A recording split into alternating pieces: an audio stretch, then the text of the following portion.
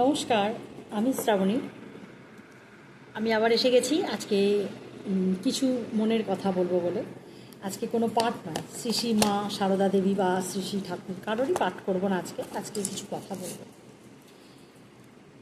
এই একদিন না, হ্যাঁ একদিন আগে, মানে কালকে তার আগের দিন মাতৃদিবস গেল। সকলে তো ভীষণভাবে বিভিন্নভাবে পোস্ট করেছে মাতৃদিবস। তো যেটাতে না আমিও করি অন্য বছর, কিন্তু আমার মনে হয় আমার কাছে মাতৃদিবস মানে প্রত্যেক দিনই মাতৃদিবস। মায়ের ঋণ আমরা কখনো শোধ করতে পারি না। মায়ের ঋণ আমরা জানি যে যে মা সে মাই, সে পশুপক্ষীর মা হলেও মা, আর যদি মানুষের মা তো মাই, আর পশু পক্ষীর মাও যারা হয়, যারা পশু পাখি, তাদেরও সন্তানরা তার সেই সমানভাবেই কিন্তু সেই সন্তানদের যত্ন নেয়। কারণ দেখবেন কখনো, আমি এই কয়েকদিন আগে দুটো গল্প বলবো, মানে ছোট ছোট ঘটনা, যে এনারাই মা। যেমন প্রথমে বলবো আমার একজন খুব আত্মীয়, মানে পরম আত্মীয় যাকে বলে, কিন্তু আমি নাম উল্লেখ করবো না। তো ওনার একটা ঘটনা বলি, তাহলেই আপনি বুঝতে পারবেন যে মায়েরা কতটা কষ্ট করতে পারে বাচ্চাদের জন্য।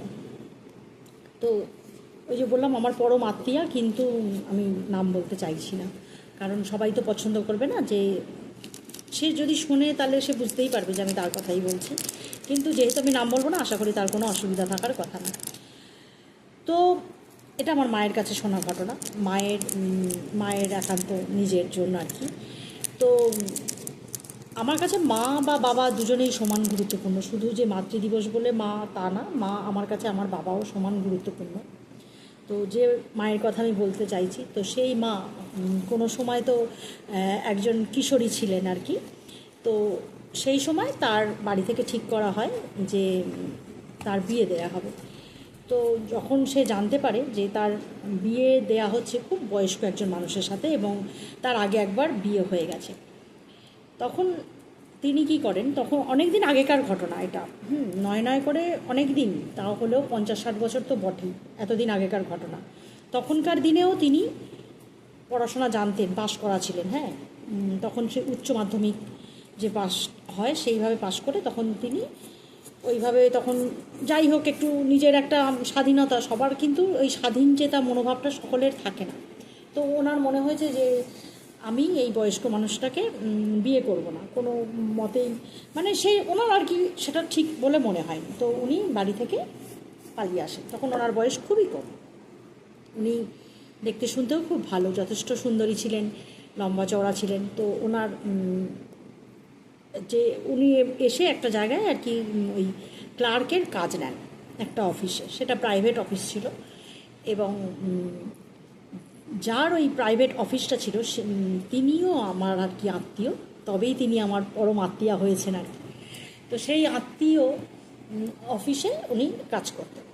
তো খুব কাছেই একটা জায়গায় উনি ভাড়া থাকতেন, এবং সেখানেও তার অসুবিধা হতে লাগলো, যেহেতু একদম মানে ইয়াং মেয়ে আর কি। তো তখন সেই যে বলছি যে আমাদের আত্মীয় মানুষটি এই ব্যাপারটা বুঝতে পেরে উনি ওখানে অফিসেরই একটা ঘরে ওনার থাকার ব্যবস্থা করে দেন। তো এইভাবে চলতে চলতে ওনার মানে কি বলবো, এইভাবে তো একটা যেমন মেয়ে একটা ছেলে থাকলে মানে বলে না ঘি আর আগুন পাশাপাশি রাখা যায় না, ঘি গলে যায়, সেরকমই ব্যাপারটা হয়েছে। তো যাই হোক তারা বিয়ে করে নেয়। এবার বিয়ে যখন হয় তখন কিন্তু ওনারা লুকিয়েই বিয়েটা করেন, বাড়িতে জানাতে পারেননি। হঠাৎ করে কী হবে, তো হঠাৎ করে বিয়ে করেছেন, বাড়িতে জানাননি। ওই অফিসের ঘরেই উনি থাকতেন, এবং সেখানেই তার একটা ছেলে এবং একটা মেয়ে হয়। কিন্তু ওই মানে যে অফিসে উনি নিজের, ওটা বিজনেস ছিল একটা, তো সেইখানে শেয়ারে বিজনেস, তার যে কোনো কারণবশত ওই ভদ্রলোক মারা যান, তাকে বিষ খাইয়ে দেওয়া হয়। তো শেয়ারে না আমি ওই জন্য কখনো কোনো কিছু পছন্দ করি না, কারণ শেয়ারের জিনিসটা ভীষণ খারাপ, যদিও সবার ক্ষেত্রে নয়। তাহলে ওনাকে ওইভাবে মারা যাওয়ার পরে তো উনি তো কিছুই বুঝতে পারলেন না যে বা তখন উনি কী করবেন। তখনও ওনার কিন্তু খুব অনেক বয়স না, তার ছেলের মাত্র 4 বছর বয়স, তখন উনি মাত্র ওই 24 থেকে 25 বছর বয়স তখন তার। তো সেই সময় তিনি কি করবেন? এবার ওই অফিসে তিনি তখনও ক্লার্কের চাকরি কিন্তু করছিলেন, করে তিনি তার মানে সংসারটাকে সামলাচ্ছিলেন। কিন্তু যেহেতু দিনের পর দিন উনি আসছেন না, তখন তিনি ওখান থেকে পরে জানতে পারেন যে এতদিন আসছেন না, যোগাযোগ হচ্ছে না। তারপরে তিনি খোঁজ খবর নিয়ে জানতে পারেন যে উনি মারা গেছেন। এবার তখন উনি কী করবেন? কারণ ওনাকে তো কেউ চেনে না, ওনাকে কেউ চেনে না যে উনি ওই বাড়ির বউ হিসেবে। উনি কিন্তু খোঁজখবর নিয়ে ওই বাড়িতে আসেন এবং বাড়িতে ওনাকেও একটা ঘর দেওয়া হয়, জায়গা দেওয়া হয়। উনি সমস্ত কিছু মানে কিছু প্রমাণ হয়তো দেখাতে পেরেছেন, ফটো হোক যাই হোক বা কোনো কিছু উনি দেখিয়ে উনি ওই বাড়িতে জায়গা পান। তো রীতিমতো উনি কিন্তু নিজের লড়াইটা নিজেই লড়েছেন এবং সেই সন্তানদের মুখের দিকে তাকিয়ে, যেটা আমার বলার কারণ যে একজন মা কিন্তু চাইলে সব পারে। তখন উনি অত কম বয়স হওয়া সত্ত্বেও উনি মনে মনে ভেবে রেখেছিলেন যে আমার ছেলে মেয়ের জীবন যেন আমার মতন এরম দুঃখজনক না হয়। কারণ পরবর্তী সময় ওনার সাথে আমার কথা বলতে পেরেছি আমি ওনার মুখে, খুব অল্প। উনি নিজের কথা খুব কম বলতেন এবং কখনোই আমি এই করেছি, আমি তাই করেছি কোনো দিন বলতেন না। কিন্তু যারা আশেপাশে থাকতেন তারা সবাই জানতেন যে ওনার যে কষ্টটা, কতটা কষ্ট করে একটা মানে যারা মেয়ে আমরা জানি তারা যে আমাদের সমাজে আমরা এগোলেও দোষ, পেছলেও দোষ। এখনও পর্যন্ত সমাজে কিন্তু আমাদের স্থানটা সেইখানেই। যারা মানে নিজেদের চেষ্টায় খুব বড় একটা জায়গায় পৌঁছেছে, সেই পৌঁছানোর জন্যও কিন্তু তাদের অনেক কষ্ট করতে হয়েছে। আমরা পৌঁছানোটা দেখি যে অনেক বড় জায়গায় পৌঁছে গেছে, কিন্তু আমরা তো কখনো তার পিছনের যে কষ্টটা সেটা কিন্তু কখনো চিন্তা করি না। তো এই মা ক্রমশ সেই ওই দুটো বাচ্চাকে রেখে তারপরে উনি চাকরির পরীক্ষা দিতে লাগলেন। তখন ওই প্রি নার্সারি এরম টাইপের কোনো অনেক দিন আগেকার কথা বলছি, তখন আমরাই ছোটো রীতিমতো। তখন আমার 6-7 বছর বয়স হবে, তখন থেকে আমি বাড়িতে ওনাকে দেখে আসছি।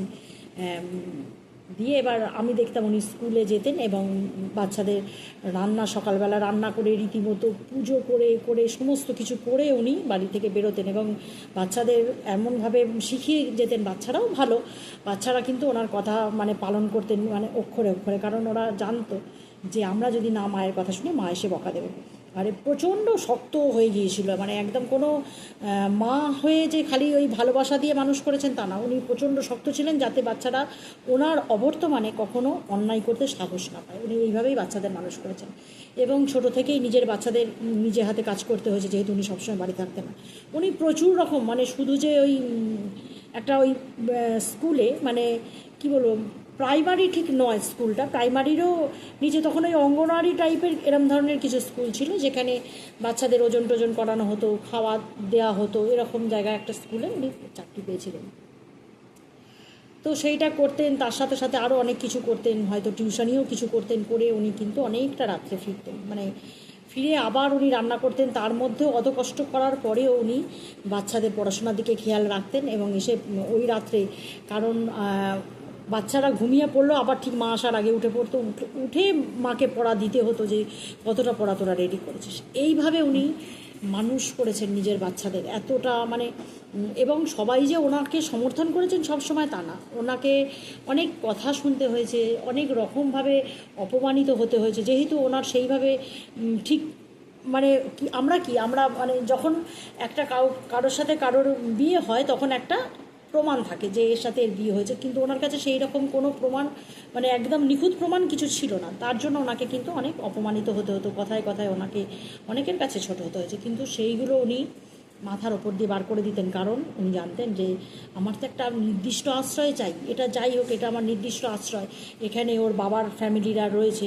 কাজেই উনি মুখ বুজে শক্ত হয়ে সেইখানে পড়ে থাকতেন এবং বাচ্চাদের ওইভাবেই মানুষ করেন। কারণ উনি বাড়ি থেকে বেরিয়ে গেলেও উনি কিন্তু মনে মনে জানতেন যে যেহেতু এখানে এদের রক্ত মানে এখানে, তো এরা কিন্তু এদের বাচ্চাগুলোকে অন্তত ফেলে দেবে না, নিশ্চয়ই খেয়াল রাখবে। তো তার যে ঠাকুমা ছিল, ঠাকুমা বাচ্চাগুলোকে ভালোবাসতো, খেয়ালও রাখতো, এবং বাচ্চাগুলো যে কাকিমা ছিল সেও ভালোবাসতো। হ্যাঁ, মানে মায়ের অবর্তমানে তাদের খেয়াল কিন্তু এরা সবাই রাখতো আর কি। কিন্তু মা থাকাকালীন ভয়েতে কেউ আর কি সামনে যেতে সাহস পেত না। উনি নিজেকে এতটাই শক্ত করে ফেলেছেন। সরি, হ্যাঁ একটু ফোন এসে গেছিলো। যাই হোক, যেটা বলছিলাম, তো উনি এইভাবে এত কষ্ট করে একদম মানে যখন ওনার মোটামুটি ছেলে মেয়েদের বয়স হয়েছে, ছেলেমেয়েরা গ্র্যাজুয়েশন কমপ্লিট করেছে, মেয়ের বিয়ে দিয়েছে এবং ছেলেকে যথারীতি উনি পুলিশে মানে ছেলে চাকরি করে আর কি। তো তার জন্য তাকে খুব কষ্ট করতে হচ্ছে। পুলিশে প্রথমে যখন সেই ছেলে চাকরির জন্য যাবে, তো তাকে সে সব কিছুতে পাশ করার পরেও জানেন তো এত আমাদের মানে সমাজ, আমাদের সরকার ব্যবস্থা এত ওই জন্যই অনেকগুলো কথা আজকে আমার মনে হলো যে একটু বলা দরকার। তো সে আমাদের, আমি বারবারই বলছি যে উনি আমাদের পরম আত্মীয়। তো সেই ছেলে যখন চাকরির সব কিছুতে পাশ করার পরেও কিন্তু চাকরিটা তার হলো না, তখন সেই মা তার একটা সাইকেল ছিল, সেই সাইকেলে করে এই যেত আর কি, স্কুলে যেত, টিউশনি করতে যেত, সমস্ত কিছু করে আবার বাড়ি ফিরত। তো সেই সাইকেলও বিক্রি করে দিয়ে, এমনকি তার সোনার কানের দুল বন্ধক দিয়ে সে সেই লাস্টে মানে প্রথমবারে হলো না, দ্বিতীয়বার পরীক্ষা দেওয়ার পরে তখন সেই মা জানলো যে পরীক্ষা দিয়ে পাশ করলেও তো চাকরি হবে না। তো তখন তিনি ওই কানের দুল বন্ধক রেখে মানে ঘুষ দিয়ে ছেলেকে যথারীতি চাকরি মানে করতে পাঠিয়েছিল। তো তখন তারপরে সেই এমনই এত কষ্ট করেছিল উনি মা, উনি নিজের কীভাবে আত্মসম্মান বজায় রাখতে হয় সেটাও তার ছেলে মেয়েদের শিখিয়েছিলেন। এবং এটাও তিনি করলেন যে তিনি তার স্বামীর ভিটের অংশ রেখে দিয়েছেন, কিন্তু তিনি সেখানে বাড়ি করেননি। তিনি তার নিজের ক্ষমতায় একটা জায়গা কিনে সেখানে বাড়ি করলেন এবং যথারীতি তিনি ছেলেদের বিয়ে দিয়েছেন। তো এই হচ্ছে মা, মায়েরা চাইলে না অনেক কিছু করতে পারে। কিন্তু এই যে বলছি যে চাকরি ব্যবস্থা মানে ঘুষ না দিলে চাকরি হবে না, তো সেই এতগুলো কথা বলার একটাই কারণ। তো যখন এত শুধু ওই মা যে এরমভাবে কষ্ট করেছে তা না, আমি ওনাকে দেখেছি বলে আমি ওনার কথা বললাম। এমন বহু মানুষ আছেন, এমন বহু মায়েরা আছে যারা আপনারা দেখেছেন নিশ্চয়ই, যে পিঠে বেঁধে মানে বাচ্চাকে পিঠে বেঁধে মায়েরা কাজ করছে। তো এরাই হচ্ছে মায়ের ওই মাতৃদিবস একদিনে হয় না। তবে এটাও ঠিক যে মাতৃদিবস উপলক্ষে যখন সন্তানেরা মায়েদের জন্য কিছু করে বা কোনো হঠাৎ করে কোনো গিফট দেয়, সেটা কি একমাত্র সেই যাদের আর্থিক অবস্থা একটুখানি ভালো তাদের বাচ্চারা এগুলো করতে পারবে, যাদের আর্থিক অবস্থা খারাপ তারা তো পারবে না। তো ওই মায়ের সাথে একটু পোস্ট দিয়ে, তো আমি এটা ভাবি যে এটা যে খারাপ আমি তা বলবো না, কখনোই সব কিছুর মধ্যেই একটা আনন্দ থাকে প্রত্যেকের জীবনে। এখন এই দৌড়নোর যুগে না সবারই মনের মধ্যে একটু আনন্দ দরকার। তো এটাই বলবো যে যাদের সামর্থ্য নেই সেই সমস্ত বাচ্চারা তো মায়েদের খুশি করার জন্য কিছু পারবে না করতে। তো আমি সকল বাচ্চাদের উদ্দেশ্যে বলবো যে মায়েদের না অন্য কিছু, এখন আজকে তো আমিও মা, আমারও দুটো সন্তান। আমার মনে হয় আর আমার নিজের মা বা বাবা যখন আমি এখান থেকে যাই না, আমার মনে হয় এত যে খুশি, এত যে মন থেকে একটা মানে ভিতর থেকে একটা হাসি হাসে, তখন মনে হয় মা বাবার কাছে মানে সব থেকে গুরুত্বপূর্ণ বা ভালো উপহার বোধহয় সন্তানই। আর সেই সন্তান যখন ভালো থাকে সেইটা হচ্ছে মা বাবার সব থেকে বড় পাওয়া, যে ভালো মানুষ, আমার সন্তান একজন ভালো মানুষ। হ্যাঁ, সেই হিসেবে আমি যখন আমার সন্তানকে দেখতে পাই, আমার মনে হয় মা হিসেবে এর থেকে বড় উপহার বোধহয় আমাদের কাছে আর কিছু নেই। আর একটা শেষ কথা বলবো যে সেই মায়েরা কিন্তু যখন বয়স হয়ে যায় একটু চায় যে আমার সন্তানরা অন্তত সারাদিনের পরে একবার হলেও আমার খোঁজ খবর রাখুক যে হ্যাঁ আমি ভালো আছি কি না। অবশ্যই এটা আবার ছোট থেকে যে সমস্ত বাচ্চারা মায়েদের দেখবে যে হ্যাঁ আমার মায়েরা তার ঠাকুমা বা দিদার খোঁজ খবর রাখছে, ছোট থেকে বাচ্চারা দেখেই তো শেখে। তো যেরকম বাড়ির পরিবেশ দেখবে সেরকমভাবেই শিখবে। তো আমার মানে মাতৃদিবস নয়, মানে এই কিছু কথা আর কি একটু বলার ইচ্ছা হয়। আর আমি বারবারই বলি এই প্ল্যাটফর্ম আমাকে অনেক কিছু শিখিয়েছে, অনেক কিছু বুঝতে শিখিয়েছে।